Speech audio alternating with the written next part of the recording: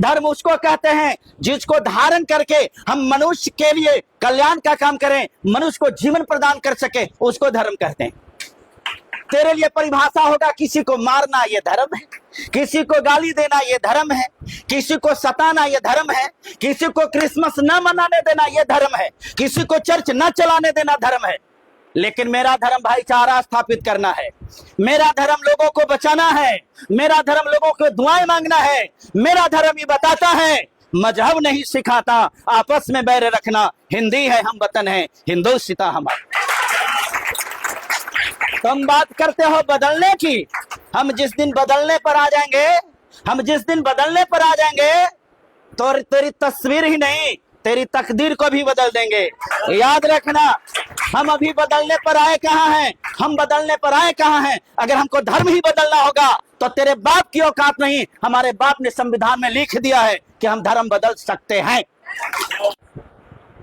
हमारा परमेश्वर, हम जब भी प्रार्थना करते हैं तो कहते हैं कि हे सर्वशक्तिमान, अर्थात माय फादर इज ऑलमाइटी, सर्वशक्तिमान है। हमें बड़ा ताज्जुब होता है कि जेकर बाप सर्वशक्तिमान है ओकर बेटा इतना कायर कैसे। बड़ा विचित्र बात नहीं है। हम कहते हैं कि मेरा पिता सर्वशक्तिमान, यहोवा का परमेश्वर, सेनाओं का राजा, हम उसके संतान हैं। हम 10 को आता है आदमी ओकरा से डर करके भाग जाते हैं। वाह क्या बात है। हम अपने आप को जांचें, परखें कि क्या वास्तव में हम सताए जाने के लिए हैं, क्या हम मारे जाने के लिए हैं, क्या परमेश्वर ने हमको इसलिए चुना है। नहीं नहीं नहीं, गलतफहमी के शिकार है। हम मार खाने के लिए नहीं है, मार खाने के लिए जिसको भेजना था उसको भेजा, उसको तो मार खाना था, मार खाया। लहू बहाने के लिए मुझे नहीं, यीशु को भेजा, उसने लहू बहा दिया क्रूस पर। हमारे लिए तो इजाजत है बाइबल में, तुम दुनिया के इस छोर से लेकर उस छोर तक वचन का प्रचार करो। हालेलुया।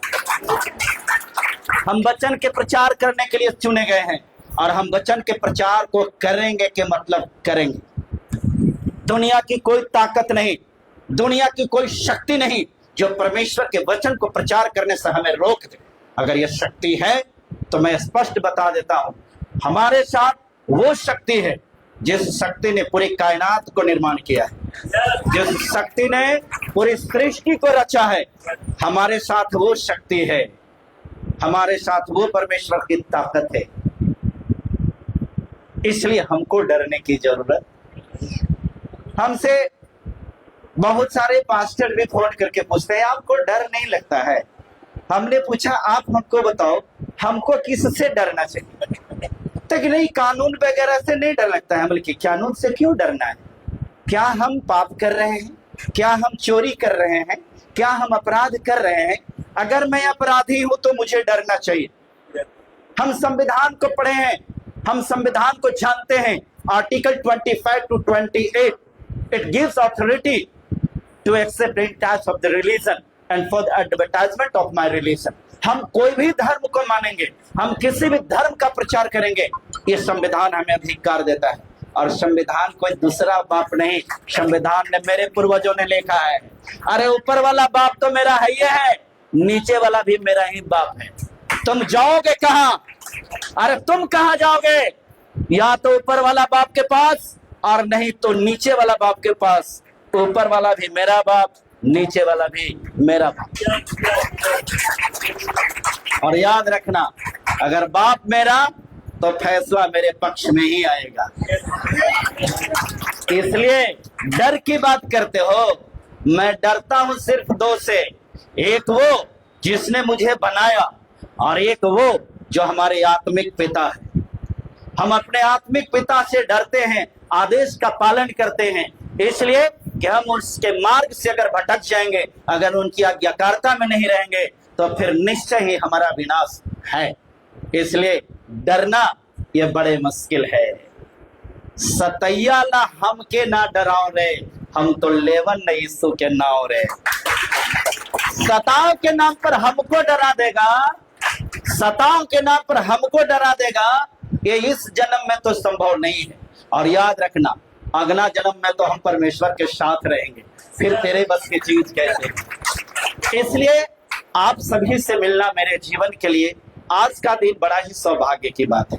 मुझे बहुत अच्छा लगा कि आप सबको ही हमें जानते हैं, बहुत सारे लोग जानते हैं, लेकिन आज जो बात हमें करना है, आज हम बात करेंगे A&M अर्थात अपोस्टल अंकुर नरूला मिनिस्ट्री के बारे में। मैं अपने जीवन में एक 2 मिनट का मैं टेस्टिमनी कहूंगा, उसके बाद मैं आगे की बात करूं। मैं अपने जीवन में एक नास्तिक व्यक्ति था, क्योंकि उसके पहले बड़ा ईश्वरवाद था। मैं बहुत भगवान में भरोसा रखता था, विश्वास रखता था, लेकिन लास्ट में मेरे को लगा कि इस दुनिया में कोई भगवान नहीं और मैंने नास्तिक बना। मैंने बाबा साहब को पढ़ा था, मैंने फॉलो किया और मैंने कहा कि इस दुनिया में कोई भगवान नहीं है। मेरी पत्नी के साथ जो चीज हुआ, मेरा भाई एक दिन फोन किया, कहा कि सुनिए भाभी को लेकर के चर्च में। ये बोल कि चर्च में क्यों? बोला कि वहां प्रार्थना होता है। बोल के प्रार्थना होता है, डॉक्टर रहता है? बोला कि नहीं, प्रार्थना होता है। बोले कि प्रार्थना से क्या होगा, तो फिर ठीक हो जाता है। मैंने बोला अरे भाई, प्रार्थना तो विद्यालय में, प्राइमरी स्कूल में, मिडिल स्कूल में, हाई स्कूल में, हर जगह पर जाकर के प्रार्थना किया, आज तक तो सिर का दर्द भी दूर नहीं हुआ। ये प्रार्थना से कैसे बीमारी ठीक हो जाएगी? बड़े बड़े डॉक्टर नहीं किए तो प्रार्थना से क्या होगा? मुझे लगा कोई बात नहीं, मेरा भाई है, अगर कह रहा है तो मैं रात भर जाग करके अपने पत्नी की सेवा करता था। मुझे लगा रात भर जाग करके पत्नी की सेवा करने से अच्छा है कि एक दिन चर्च में भेज दो। हालेलुया। मैंने अपने पत्नी को चर्च में भेज दिया। एक दिन गई, शाम में मैं फोन किया, कैसी है? बोला ठीक है। मुझे लगा कि एक दिन में ठीक कैसे हो जाएगा, गड़बड़ मामला है। दूसरा दिन फोन किया, कैसी है? बोला कि ठीक है। मुझे लगता है कि इसके अंदर में साइकोलॉजिकल इफेक्ट पड़ गया है। तीसरा दिन पूछा, संडे था, कैसा है? बोला कि बिल्कुल ठीक है। हाँ, बोल के अभी भी विश्वास नहीं है। अंतिम जब मेरे साथ में आई, उस दिन के बाद से मैंने देखा कि वास्तव में प्रभु यीशु के पवित्र नाम में वो चंगा हो चुके थे। मैं कॉलेज का लेक्चरर रहा हूं, मैं कॉलेज का प्रोफेसर रहा हूं। इस नाते मेरे जीवन में अंधविश्वास का कोई जगह नहीं था, पाखंडवाद का कोई जगह नहीं था। मैं 12 साल तक, अभी तक मैं गारंटी के साथ कहता हूं, कोई आप में से ऐसे व्यक्ति नहीं होंगे जो 12 साल तक यीशु मसीह को जांचा होगा, परखा होगा। उस बंदे में मैं खड़ा हूं। यीशु मसीह को मैंने 12 साल तक जांचा है, इसलिए कि मैं नास्तिक था और मैं पत्रकारिता में था। मैं एक जर्नलिस्ट भी था, पत्रकारिता के क्षेत्र में अच्छा मेरा मुकाम था। बिहार में मैं जर्नलिस्ट एसोसिएशन का प्रेसिडेंट भी रहा हूं। तो मेरा मानना था कि हम एक पत्रकार हैं, समाज का आईना है। अंधविश्वास का फैलाना ये मेरा काम नहीं है।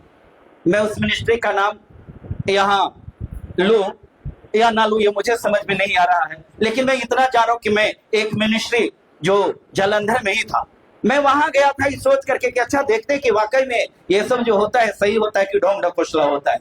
मैंने देखा पास्टर लोगों ने ऐसे हाथ रखा, फटाफट लोग गिर रहा है। मुझे लगा कि ये पास्टर हाथ से ऐसे ढकेल दे रहा होगा, गिर रहा है, तो क्यों ना मुझे भी चेक कर लेना चाहिए। मैं पास्टर के पास में घुसते गया और मैंने खड़ा हो गया। मुझे लगा कि ये तो ढकेलेगा, इसलिए मैं टाइट था। ढकेलाना ही नहीं है, मैं टाइट हुआ था। तो जैसे ही उन्होंने मेरे सिर पर हाथ रखा, मैं धड़ाम सना फेंका गया। उस दिन मुझे समझ में आया, उस दिन समझ में आया, इस दुनिया में कोई भगवान, इस दुनिया में कोई ईश्वर है या नहीं है, ये मैं नहीं जानता, लेकिन एक बात मैं डंके के चोट पर कहता हूं कि यीशु मसीह इस दुनिया का खुदा है, परमेश्वर है और रहेगा। उस दिन मैंने घोषणा किया, परमेश्वर, मैंने जितना जीवन मनमानी गुजारा ये मेरी भूल थी, मेरे पाप थे, मेरे अपराध थे। आज के बाद ये जीवन तेरे नाम करता हूँ। मरूंगा तो तेरे लिए और जीऊंगा तो तेरे लिए। उस दिन के बाद से आज मैं जो खड़ा हूँ, हमेशा सदा उसके लिए खड़ा। आप जितने भी बहुत सारे अलग अलग मिशन से होंगे, अलग अलग संस्थाओं से होंगे, हो सकता है बिहार में बहुत सारी संस्थाएं चलती हैं, मैं हर किसी को रिस्पेक्ट करता हूं, सम्मान करता हूं, लेकिन मैं एक बात को फील किया हूं, मैं किसी संस्था से नहीं हूं, आई एम फुली इंडिपेंडेंट। लेकिन सच्चाई ये है कि मैं जो फॉलो करता हूं, मुझे जो वचन अच्छा लगता है, मैं दिल से ये बात को कह रहा हूं, मैं अपोस्टल अंकुर नरूला जी को फॉलो करता हूं। कारण है, 2 कारण, 3 चीज मैंने उनमें देखा है। पहली चीज, परमेश्वर ने जो मेरे जीवन को दर्शन दिया, मेरा दर्शन उनसे फुल्ली टैली करता है। मैंने देखा है आत्मा की पवित्रता व आत्मा की सच्चाई से बड़ा कोई चीज नहीं है। उन्होंने जो प्रीच करता है, उनकी जो प्रीचिंग होती है, उस लेवल की प्रीचिंग होती है कि वास्तव में परमेश्वर से कनेक्ट आपको करा देंगे। ये चीज को मैंने देखा है। दूसरी चीज मैंने देखा है, मसीही के लिए खड़ा होना उनकी आदत है। मसीही के लिए खड़ा होना उनकी आदत है। इसलिए कहीं भी किसी भी मसीही के साथ अगर कुछ गड़बड़ होता है तो हमेशा एक आवाज है। मैंने देखा सुना हाल ही फिलहाल में कि उस मिनिस्ट्री के बारे में भी एक याचिका दायर किया गया है। मैंने कहा अरे तुम कितने बड़े भूल में हो, जिस याचिका को दायर करके तुम ये सोच रहे हैं कि परमेश्वर का कार्य को रोक देगा। तुम एक मिनिस्ट्री पर याचिका को दायर किया है। मैं डंका के चोट पर कहता हूं कि इस एक मिनिस्ट्री को बचाने के लिए करोड़ों करोड़ मिनिस्ट्री खड़ा होने वाला है। हालेलुया। और पूरा भारत जो होगा, एक दिन ये स्थिति आएगी कि पूरे भारत के प्रत्येक मिनिस्ट्री के सामने उसका जो बोर्ड लगेगा, वो बोर्ड लिखाएगा अंकुर नरूला मिनिस्ट्री। एक ही नाम रहेगा, अंकुर नरूला मिनिस्ट्री। मैं किसी व्यक्ति का, चूंकि मैं तारीफ करता हूं तो सिर्फ उस खुदा का, उस परमेश्वर का, और दूसरा तारीफ करता हूं उस व्यक्ति का जो वास्तव में दिल की गहराई से उस परमेश्वर को धन्यवाद करता है, उसके कार्य को करता है। तो दुनिया के बहुत सारे पास्टर से अपने अपने काम कर रहे हैं, मैं सबको शुक्रिया अदा करता हूं क्योंकि परमेश्वर के कार्य सब कर रहे हैं। लेकिन मेरे दोस्तों, मैं आप सबको इतना बात जरूर बताऊंगा, आज ये समय आया है, आज ये वक्त आया है, एक विजन। आज तक के मैंने ये विजन किसी को नहीं देखा। हमारे बिहार में India mission, Bihar mission, Bharat mission, Patna mission, Darbhanga mission, सब कुछ चलता है। लेकिन जब पिटाने लगिएगा तब कोई मिशन नहीं आता है। पिटाने लगिएगा तब कोई मिशन नहीं आता है। आज हमारे अपोस्टल जी का माइंड में ये बात आई और इस बात को दूरदर्शिता के साथ परमेश्वर ने उनके मन में डाला कि तेरे लोगों को बचाने का वक्त आ गया है। और उस विजन के साथ ये जो बनाया गया है ग्लोबल एक्शन कमेटी, इस चीज का निर्माण किया गया है। मैं डंका के चोट पर एक बात कहता हूं, बिना परमेश्वर के इजाजत से अपोस्टल जी के मन में बात नहीं गई है। परमेश्वर हम सबको बचाना चाहता है, इसलिए अपोस्टल जी इस प्रकार के निर्णय लिए हैं। और हम सबको इस बात को भुला देना है। मेरे मित्रों, आप किसके साथ में काम कर रहे हैं ये मतलब नहीं रखता है। आपको जिनके साथ काम करना है आप उनके साथ काम कर लीजिए, लेकिन एकता बना करके काम कीजिए, ये बहुत जरूरी है, ये हर हाल में जरूरी है। और बात रह गई डरने की, तो हम लोग तो गाते हैं, अरे क्यों तू डरता है, तेरे लिए वो लड़ता है, क्यों तू डरता है, तेरे लिए वो लड़ता है। ना रथ ना घोड़े विजय दिलाएंगे, जब साथ है यहोवा जीत हम जाएंगे, जब साथ है यहोवा जीत हम। जब यहोवा हमारे साथ है तो दुनिया की कौन शक्ति है जो हमें हरा देगा? कोई हराने वाला नहीं है। और एक बात आपको हम स्पष्ट बता देते हैं, जिस दिन आप खड़ा हो जाइएगा और अड़ जाइएगा तो आपको डराने वाला डर करके भाग जाएगा, आपको डराने वाला डर करके भाग जाएगा। मैं आपको बताता हूं कि आप अपनी कोठरी में भी खुल करके नहीं चैलेंज करते हैं, जो कि हम चैलेंज सोशल मीडिया पर करते हैं कि सुनो, मैं कोई गलत गतिविधि नहीं करता हूं। कहते हो कि तुम धर्म बदलते हो, अरे बेटा मैं धर्म नहीं जीवन बदलता हूं, मैं धर्म नहीं कर्म बदलता हूं। तुम्हारा जो पाप कर्म है, तुम जो भिन्न भिन्न प्रकार के अपराध में हो, जो भिन्न भिन्न प्रकार के गलत कर्मों में हो, मैंने पाप करना छोड़ दिया, मैंने बुराई करना छोड़ दिया, मैंने व्यभिचार करना छोड़ दिया, लूचपन छोड़ दिया, मैंने सारे कुकर्मों को त्याग दिया और आज हम परमेश्वर के पास में हैं। उस परमेश्वर ने हमारे जीवन को बदल दिया। तुम धर्म का डंका पीटते रहो, तुमको तेरे पास में तो धर्म का सही परिभाषा भी मालूम नहीं है कि धर्म किसको कहते हैं। धर्म उसको कहते हैं जिसको धारण करके हम मनुष्य के लिए कल्याण का काम करें, मनुष्य को जीवन प्रदान कर सके, उसको धर्म कहते हैं। तेरे लिए परिभाषा होगा किसी को मारना ये धर्म है, किसी को गाली देना ये धर्म है, किसी को सताना ये धर्म है, किसी को क्रिसमस न मनाने देना ये धर्म है, किसी को चर्च न चलाने देना धर्म है। लेकिन मेरा धर्म भाईचारा स्थापित करना है, मेरा धर्म लोगों को बचाना है, मेरा धर्म लोगों को दुआएं मांगना है। मेरा धर्म ये बताता है मजहब नहीं सिखाता, आपस में बैर रखना, हिंदी है हम वतन है हिंदुस्तान हमारा। तुम बात करते हो बदलने की, हम जिस दिन बदलने पर आ जाएंगे, हम जिस दिन बदलने पर आ जाएंगे तो तेरी तस्वीर ही नहीं तेरी तकदीर को भी बदल देंगे। याद रखना, हम अभी बदलने पर आए कहाँ हैं, हम बदलने पर आए कहाँ हैं। अगर हमको धर्म ही बदलना होगा तो तेरे बाप की औकात नहीं। हमारे बाप ने संविधान में लिख दिया है कि हम धर्म बदल सकते हैं। पढ़ लो, अगर नहीं पढ़ा तो पढ़ो आर्टिकल 25, उसमें संविधान में हमें धार्मिक आजादी दिया है। हम कौन धर्म को मानेंगे? आज हमको हिंदू धर्म अच्छा लग रहा है, हम हिंदू धर्म को अपनाएंगे। कल हमको मुस्लिम धर्म अच्छा लगेगा, कल हम मुस्लिम धर्म को मानेंगे। परसों हमको ईसाई बनना अच्छा लगेगा, हम ईसाई धर्म को मानेंगे। तू कौन होता है मेरे भाग्य का फैसला करने वाला? तू मेरे भाग्य का फैसला नहीं करेगा। अरे तेरे भाग्य का फैसला तो मेरे बाप करता है, तू क्या करेगा? तेरे बस की चीज नहीं है। बात रह गया ईसाई बनने के, तुम कहता है कि ईसाई बना रहा है। ईसाई बनना इतना आसान है, अरे ईसाई बनना इतना आसान है। तू नशा छोड़ नहीं सकता, मैं तो रातों रात नशा हमारे लोग छोड़ते हैं। तू भी अभिचार छोड़ नहीं सकता, हमारे लोग चर्च में आते हैं, वचन को सुनते अपने जीवन को बदल लेते हैं। तू पाप करना छोड़ नहीं सकता, हमारे लोग यूं ही पल भर में अपने जीवन को बदल लेते हैं। और ईसाई बनने की बात कहते हो, कहता कि यीशु मसीह धर्म को बनाया। बेवकूफ कहीं के, तुमको पता नहीं है यीशु मसीह के मरने के 40 वर्ष के बाद उनके चेलों ने ईसाई धर्म को बनाया। यीशु मसीह ईसाई नहीं थे। नहीं पढ़ा है तो पढ़ लो।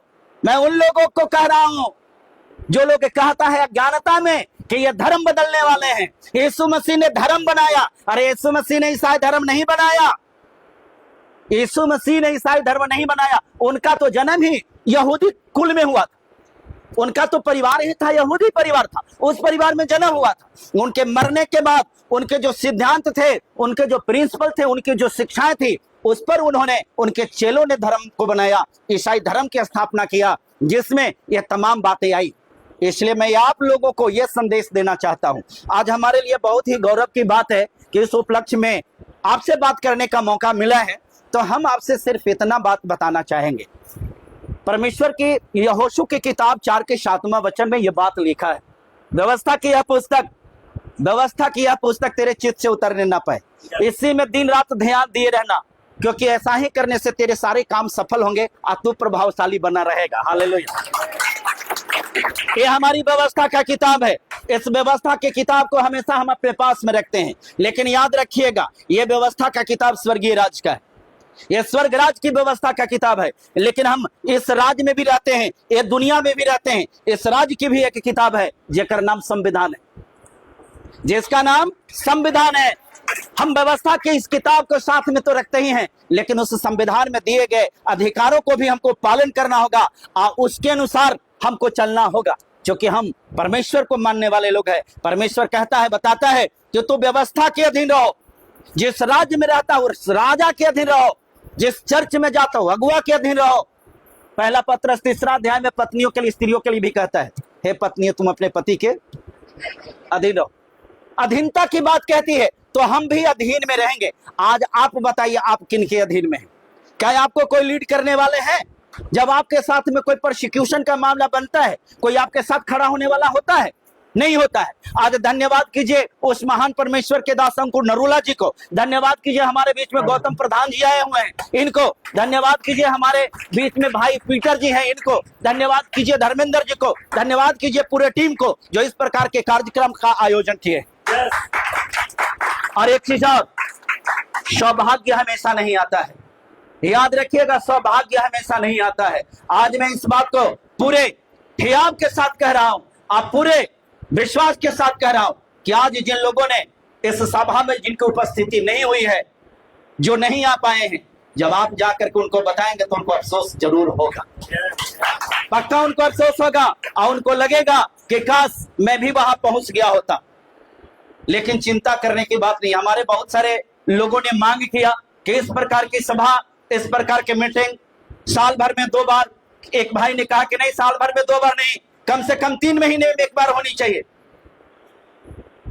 मैं तो इस बात को कहता हूं कि इस प्रकार की मीटिंग जरूरी तो नहीं है कि यही होना चाहिए। इस प्रकार की मीटिंग हमें एक दिन, 3 महीने पर, 4 महीने पर और साल भर की जरूरत नहीं है। ये मीटिंग हमें जब जरूरत पड़े तब की जरूरत है। हालेलुया। अगर हमको जरूरत पड़े कि नहीं आज के 1 सप्ताह के बाद मीटिंग की जरूरत है, मेरा कहने का मतलब है जब आपको बुलावा आ जाए उसी समय मीटिंग सुनिश्चित कर दिया जाए। हमारी आवश्यकता के अनुसार मीटिंग हो तो ये ज्यादा बेहतर होगा। इसके लिए समय का निर्धारण ये कोई जरूरी नहीं होता है। मेरे मित्रों, चूंकि समय बहुत कम है, हमारे बीच में जो वहां से आया है संदेश, उस संदेश को लेकर के हमारे गौतम जी आए हुए हैं, तो उनको बहुत सारी बातें आपसे कहना है। समय अभाव है, हर किसी को दूर दूर जाना भी है, इन बातों को भी ख्याल रखना है।